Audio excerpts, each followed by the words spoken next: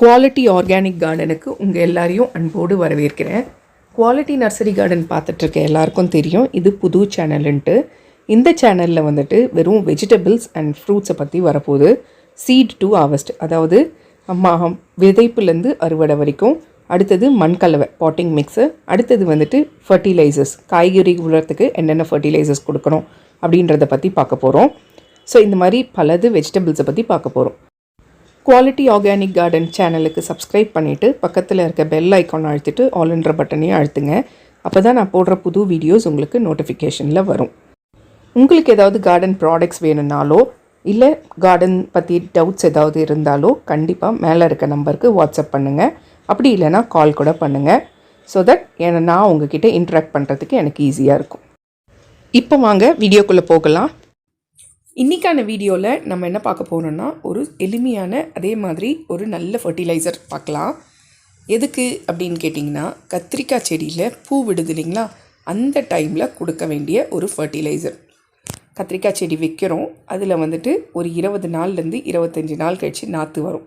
அந்த நாற்று எடுத்து நம்ம தனித்தனியான ஒரு தொட்டியில் மண்கலவை ரெடி பண்ணி வச்சிடுறோம். வச்சுட்டு ஒரு 50 நாளில் வந்துட்டு பூ பூக்க ஆரம்பிக்கும்.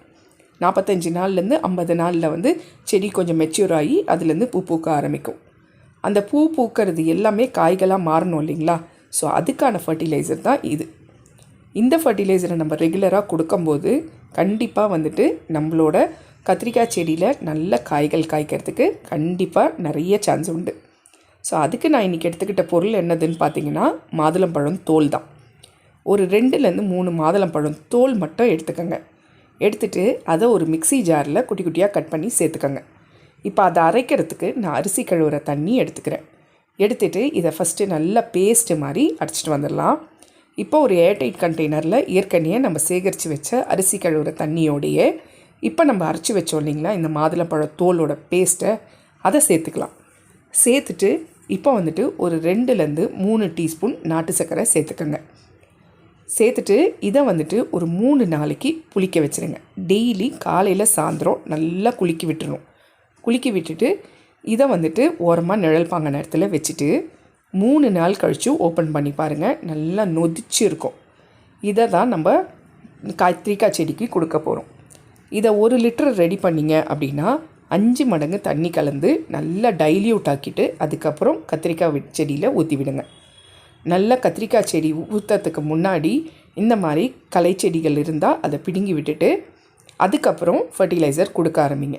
களை செடிகள் இருந்துச்சு அப்படின்னா நீங்கள் கொடுக்குற ஃபர்டிலைசர் அந்த களை செடிகள் தான் எடுத்துக்குமே தவிர செடிக்கு போய் சேராது. அதனால் களை செடிகளெல்லாம் பிடுங்கிட்டு அதுக்கப்புறம் மண்ணை நல்லா லூசன் பண்ணிவிட்டு அதுக்கப்புறம் ஃபர்டிலைசர் கொடுக்க ஆரம்பிங்க.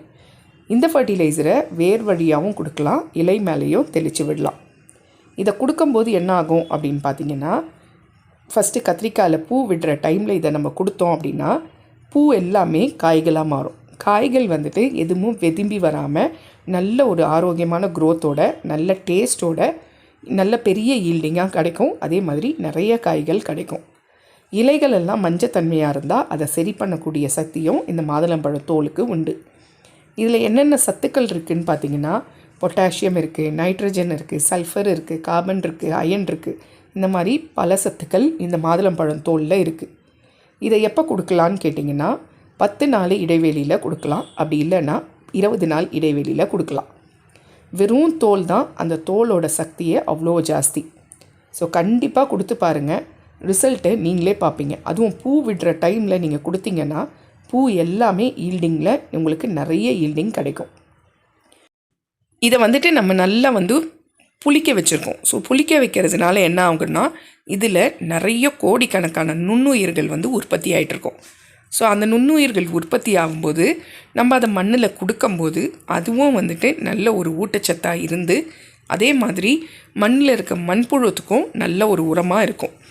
ஸோ கண்டிப்பாக இந்த ஃபர்டிலைசரை ட்ரை பண்ணி பார்த்துட்டு நிறைய ஈல்டிங் உங்கள் கார்டன்லேயும் நீங்கள் எடுங்க. நம்மளோட குவாலிட்டி ப்ராடக்ட்ஸில் நலங்கு மாவு சேல்ஸ் பண்ணிகிட்ருக்கோன்றது உங்கள் எல்லாருக்கும் தெரியும். நிறைய கஸ்டமர்ஸ் எங்கிட்ட வாங்கி சிஸ்டர் சூப்பராக இருக்குது நலங்கு மாவு அப்படின்னு சொல்லிட்டு ரிப்பீட்டடாக வாங்கினவங்க நிறைய பேர்.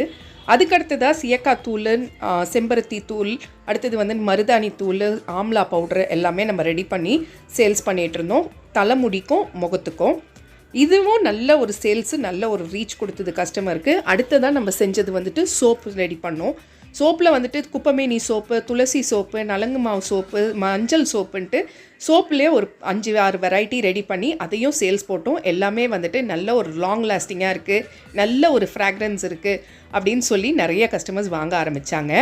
இப்போ நம்ம லான்ச் பண்ணியிருக்கிறது என்னதுன்னு பார்த்தீங்கன்னா ஹேர் ஆயில் தான், குவாலிட்டி ஹேர் ஆயில். இதில் 12 விதமான பொருட்கள் நம்ம சேர்த்துருக்கோம். துளசி, கற்பூரவல்லி, அடுத்தது வந்துட்டு மருதாணி, செம்பருத்தி இலைன்ட்டு 12 பொருட்கள் சேர்த்துருக்கோம். செக்கில் ஆட்டின தேங்காய் எண்ணெயை வச்சு தான் நம்ம இந்த ஹேர் ஆயிலை ரெடி பண்ணிகிட்ருக்கோம். ஸோ இங்கே இருக்கிற ப்ராடக்ட்ஸில் எது வேணும்னாலும் மேலே இருக்க நம்பருக்கு வாட்ஸ்அப் பண்ணுங்கள்.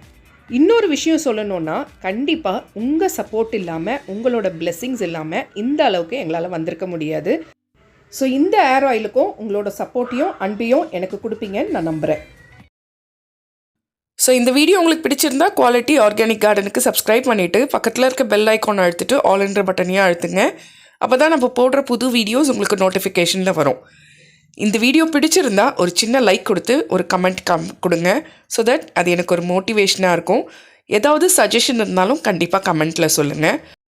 உங்களுக்கு gardening products, plants, fertilizers, grow bags, அப்புறம் வந்துட்டு பாட்டிங் சாயில் எது வேணும்னாலும், ரெட் சாயில் எது வேணும்னாலும் மேலே இருக்க நம்பருக்கு வாட்ஸ்அப் பண்ணுங்கள்.